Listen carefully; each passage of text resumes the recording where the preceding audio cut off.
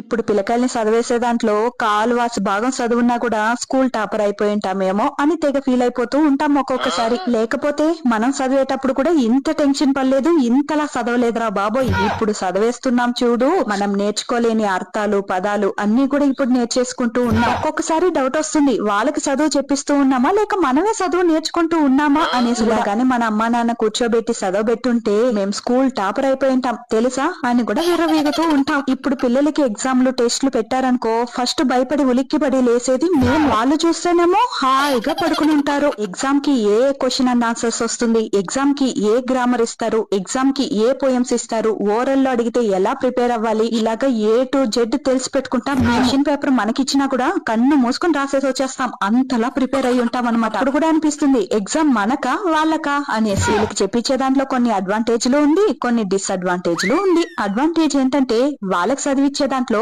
మనం కూడా కొంత నేర్చుకుంటూ ఉన్నాం, తెలియంది కూడా తెలుసుకుంటూ ఉన్నాం అని సంతోషపడచ్చు.